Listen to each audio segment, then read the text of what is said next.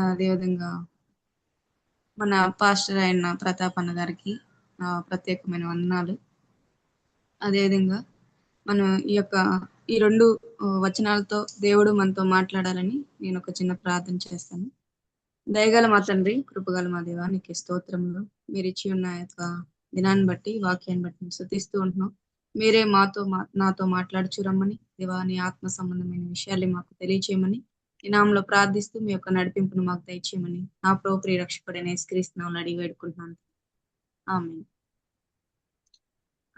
మనకి ఈరోజు ఇచ్చి ఉన్న మరి అంశము ప్రేమ. ఈ యొక్క ప్రేమ గురించి మనం తెలుసుకునేటప్పుడు, ఈ యొక్క ప్రేమ అనే పదము ఇప్పుడు అన్నిటికీ మనం చిన్నదానికి పెద్దదానికి ప్రతి ఒక్క విషయంలో మనం ప్రేమ అని I love you, I love my dog, I love my mummy, I love my daddy అనని ఎన్నో విషయాలు మనం ప్రేమ అనే పదాన్ని యూజ్ చేస్తూ ఉంటున్నాం. ఇప్పుడున్న ఈ ప్రజెంట్ లో కూడా అనేక మంది చాలా కామన్ వర్డ్ గా చేశారు. దీనికి ఉన్న అర్థం కూడా తెలియకుండా దాన్ని యూజ్ చేస్తూ ఉంటున్నారు. I love you, I love you, I love you అని చెప్తా ఉంటున్నారు. కానీ దానికి ప్రేమ అనే పదానికి పూర్తి వివరం ఎవరికి తెలియట్లేదు. కానీ ఇన్స్టెంట్ గా ఏదో ఎమోషనల్ గా ఈ పదాన్ని బాగా యూజ్ చేస్తూ ఉంటున్నారు. ఈ యొక్క ప్రేమ అన్న పదం మనం ఆలోచించినప్పుడు మనకు మన మైండ్ లో ఎన్నో ఎవరెవరో మనకి తిరుగుతూ ఉంటారు. ప్రస్తుతానికి కొంతమందికి అయితే పేరెంట్స్ గుర్తు రావచ్చు, లేకుంటే రిలేటివ్స్ కావచ్చు, మరి ముఖ్యంగా అయితే ఫ్రెండ్స్ కావచ్చు, ఇంకా ఎవరికైనా లవర్స్ ఎవరైనా ఉంటే వాళ్ళు గుర్తుకు రావచ్చు. అంటే ఇది మనం చెప్పేది కాదులే, కానీ అయితే తల్లిదండ్రుల ప్రేమ మనల్ని మనం గుర్తు చేసుకున్నప్పుడు, వాళ్ళు మనల్ని కని పెంచి మనల్ని పోషించి మనం ఒక స్థాయికి వచ్చేంత వరకు వాళ్ళు మనకి ఎంతో పర్మిషన్స్ విషయంలో కానీ మనకు కావాల్సిన ప్రతి ఒక్క వాళ్ళు మన విషయంలో చూసుకుంటూ మనల్ని ఎంతో ప్రేమిస్తూ ఉంటారు. అదేవిధంగా నాన్న అయితే కొన్ని విషయాల్లో మన మీద ప్రేమ చూపించాడు, కానీ ఆయన ఎక్స్ప్రెషన్ మనకి కనపడవు. ఆయన మనల్ని ప్రేమిస్తున్నాడా లేదా అన్న విషయంలో ఉంటాం చాలా వాటికి. కానీ కొంతమంది తండ్రులు అయితే ఎక్కువ లవ్ ఎక్స్ప్రెస్ చేస్తూ ఉంటారు. అందుని బట్టి దేవునికి స్తోత్రము. అదేవిధంగా అన్న తమ్ముళ్ళు అక్క చెల్లెల మధ్య కూడా ప్రేమ ఉంటది. వాళ్ళు ఏంటంటే కొన్ని విషయాల్లో వాళ్ళు గొడవపడి కొట్టుకుంటూ కింద పడుతూ మీద పడుతూ ఉంటారు. వాళ్ళకి ఎవరైనా ఏదైనా అపాయం వచ్చినప్పుడు, ఎవరైనా వారి మీదకి వచ్చినప్పుడు వాళ్ళు ఎక్కువ రియాక్ట్ అవుతూ ఉంటారు. అప్పుడు వాళ్ళ ప్రేమను వాళ్ళు వ్యక్తపరుస్తూ ఉంటారు. అదేవిధంగా మరి ముఖ్యంగా ఫ్రెండ్స్ తో అయితే మనం ఇంట్లో చెప్పని విషయాలు కూడా మన ఫ్రెండ్స్ తోనే ఎక్కువ షేర్ చేసుకుంటూ ఉంటాం. వాళ్ళతోనే ఎక్కువ సమయం కూడా గడుపుతూ ఉంటాం. ఈ ప్రేమలన్నీ మన చుట్టూ ఉన్న ప్రేమలన్నీ ఎంత వరకు అంటే అవన్నీ కొంతకాలం వరకు, ఏది పర్మనెంట్ గా మనం చూడలేం. ఇప్పుడు మనం ఎన్నో విషయాలు న్యూస్ పేపర్లో చదువుతూ ఉంటాం. ఫ్రెండ్సే ఒక ఫ్రెండ్ ఎదుగుదలను చూసి తట్టుకోలేక వారిని పార్టీస్ కానీ ఒక టూర్స్ కానీ ఇన్వైట్ చేసి వారిని చంపేస్తూ ఉంటున్నారు. అదేవిధంగా అన్న తమ్ముల మధ్య, అక్క చెల్లెల మధ్య కూడా ఏదైనా ఆస్తి వివాదం వచ్చినప్పుడు వారు చంపుకోవడానికి కూడా వాళ్ళు వెనకాడట్లేదు.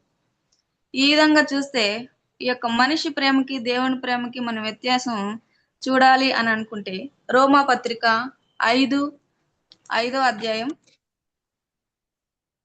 రోమా పత్రిక 5వ అధ్యాయం 6, 7, 8, 9 వచనాలు చదువుకోవచ్చు.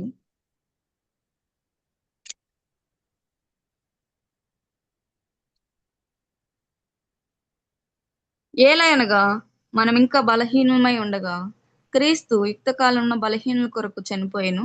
నీతిమంతుని కొరకు సైతము ఒకడు చనిపోవట అరదు. మంచివాని కొరకు ఎవడైనా ఒకవేళ చనిపోవ తెగింపవచ్చును. అయితే దేవుడు మన ఎడల తన ప్రేమను వెల్లడిపరుచుచున్నాడు.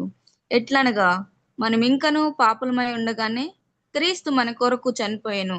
కాబట్టి ఆయన రక్తం వలన ఇప్పుడు నీతిమంతులుగా తీర్చబడి మరింత నిశ్చయంగా ఆయన ద్వారా ఉగ్రత నుండి రక్షింపబడుదుము.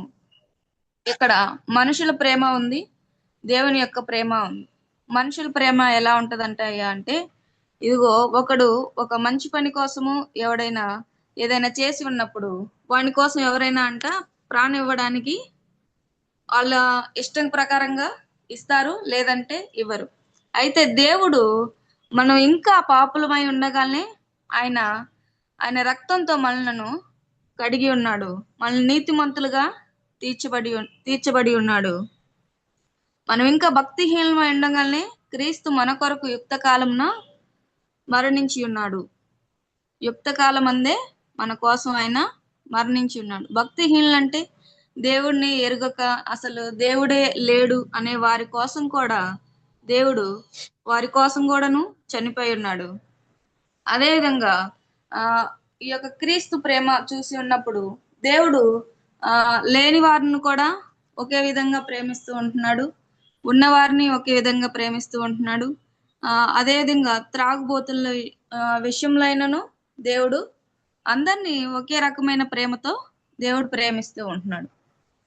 ఒక దేవుడు వాక్యం సెలవిస్తుంది, పెంట కుప్పల మీద నుంచి దరిద్రులను దేవుడు లేవనెత్తువాడు. అయితే ఒక మనిషికి ఏదైనా అవసరం ఉన్నప్పుడు దేవుడి మీద ఆధారపడినప్పుడు దేవుడే వాళ్ళకి సహాయం చేస్తాడు. క్రీస్తు మన జీవితాలను నియంత్రించినప్పుడు శక్తి లేని వ్యక్తి కూడా శక్తిమంతుడు అవుతాడు. ఇది దేవుని యొక్క అగాపె ప్రేమ. ఈ యొక్క ప్రేమ గురించి ఇంకా చూసుకోవాలి అని అనుకుంటే మొదటి కొరంథీ 13వ అధ్యాయం 1 నుంచి 7 వరకు.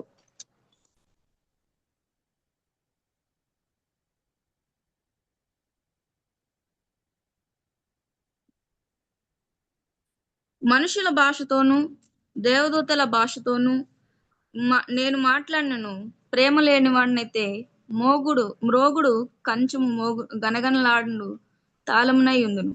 ప్రవచించు కృపావరం కలిగి మర్మములన్నయు జ్ఞానమంతయు ఎరిగిన వాడినైను, కొండలను పెకిలింపగల పరిపూర్ణ విశ్వాసం గలవాడినైను ప్రేమ లేని వాడినైతే నేను వ్యర్థుడను.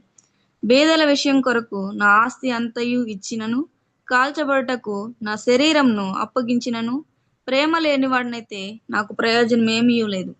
ప్రేమ దీర్ఘకాలము సహించును, దయచూపును, అది ఉప్పొంగదు. ప్రేమ మత్సరపడదు, ప్రేమ డమ్మంగా ప్రవర్తింపదు, అది ఉప్పొంగదు, అమర్యాదగా నడవదు, స్వప్రయోజనము విచారించుకొనదు, త్వరగా కోపడదు, అపకారమును మనసులో ఉంచుకొనదు, దుర్నీతి విషయమై సంతోషపడక సత్యం నందు సంతోషించును, అన్నిటికీ తాలుకొనును, అన్నిటినీ నమ్మును, అన్నిటినీ నిరీక్షించును, అన్నిటినీ ఓర్చును. ఇక్కడ దేవుడు రాసి ఉన్న వాక్యంలో మనుషుల భాషలతో ఏదైనా కానీ దేవతల భాషలతో కూడా మాట్లాడినప్పుడు అది ప్రేమ లేనిదైతే ఎలా ఉంటదంట, మ్రోగుడు కంచు గండగడలాడు తాళమునై ఉన్నదంట. ప్రవచించు కృపావరం కానీ మర్మములు కానీ ఎంతో జ్ఞానం కలిగిన ఎరిగిన వాడే కొండలను సైతము పెకిలించగల విశ్వాసం ఉన్నా కూడా ప్రేమ లేకపోతే అది వ్యర్థమే అని ఇక్కడ మన మొదటి కొరంథీలో చూస్తూ ఉన్నాం. అదేవిధంగా బీదల కొరకు ఆస్తి ఇచ్చినను, వాని శరీరము కాల్చబట్టకైనను ఇచ్చినను అది ప్రేమ లేకపోతే అది వ్యర్థమే, ప్రయోజనం లేదని ఇక్కడ సెలవిస్తూ ఉన్నాడు దేవుడు.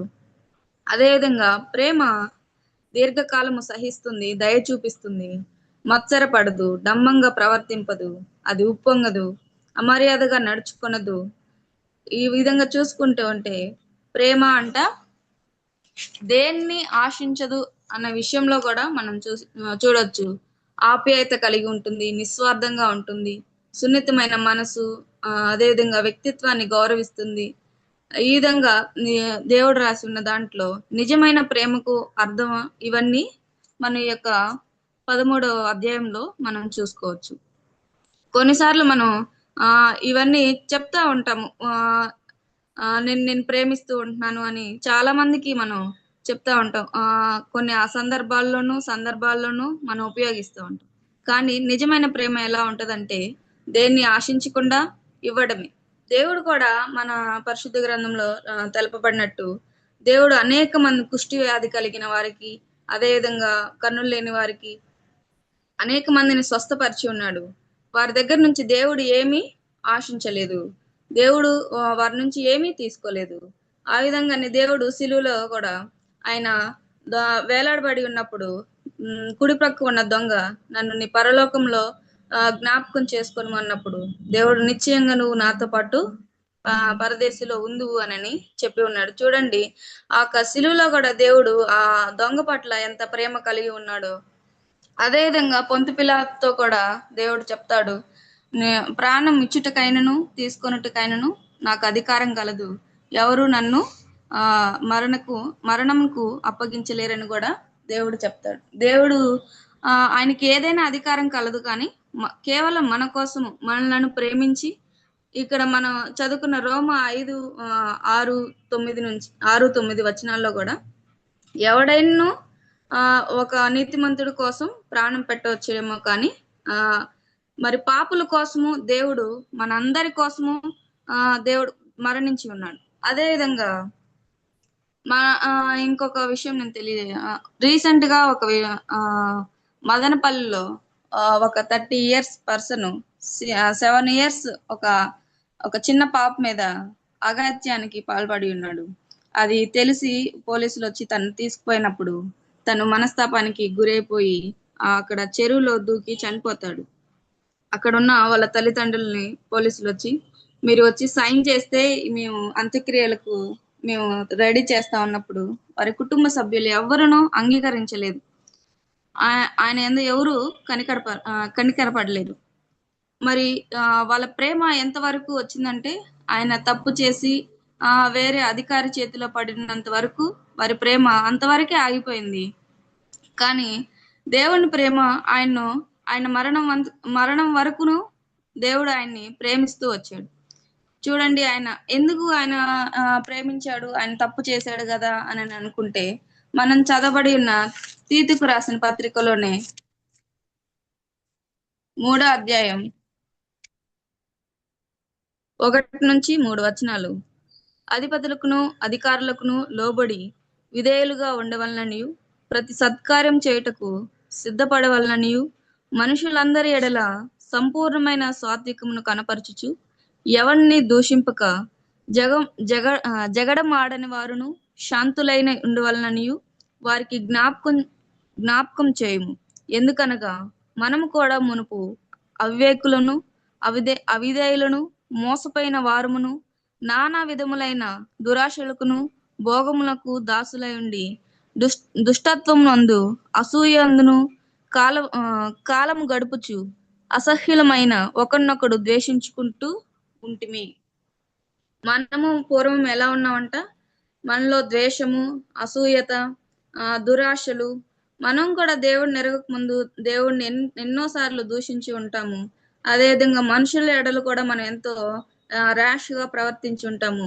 ఈ విధంగా దేవుని వాక్యం సెలవిస్తున్నట్టు, మనం పూర్వం ఏ విధంగా ఉన్నామో ఆ స్థితిలో నుంచే దేవుడు మనలను ప్రేమించాడు. మనం కూడా ఆయన ప్రేమించిన విధంగానే మనం కూడా ప్రేమించాలి. దేవుని వాక్యం సెలవిస్తుంది 1 యోహాను 4:8, దేవుడు ప్రేమ స్వరూపి, ప్రేమ లేనివాడు దేవుణ్ణి ఎరుగడు. దేవుడే ప్రేమ స్వరూపి అయి ఉన్నాడు కాబట్టి మనం కూడా ప్రేమ కలిగి ఉండాలి. అదే దేవుని వాక్యం సెలవిస్తున్నట్టుగా నిన్ను వలె నీ పొరుగు వాడిని కూడా ప్రేమించమని వాక్యం సెలవిస్తుంది. అయితే 1 పేతురు 4:8 కూడా ప్రేమ అనేక పాపములను కప్పును గనుక అన్నిటికంటే ముఖ్యంగా ఒకని ఎడల ఒకడు మికటమైన ప్రేమ గలవాడై ఉండుడి.